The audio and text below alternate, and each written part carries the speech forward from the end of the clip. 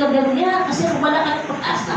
Tandaan natin mga kapatid, kapag umentra na yung pag-iisip na wala ka ng kwenta, wala ka ng pag-asa, hindi galing sa Diyos yan. Kanino galing yan?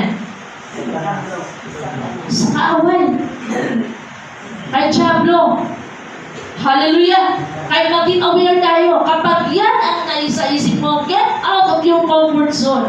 Mag-pray ka, Lord! You have a special purpose in my life. Amen? May plano ka sa buhay ko.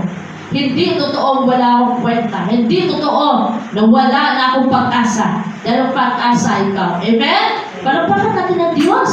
Ang pag-asa natin ang Diyos. Hallelujah! Kaya kapag ikaw nag-iisip, no? Hindi nakakatulong yan. It cannot help you as even a single day of your life. Hindi yan makapadagdag ng kahit isang minuto ng buhay mo. Kapag overthinking ka, may problema ka, gagawin ko. It will kill you. Mga kapatid, sa totoo lang.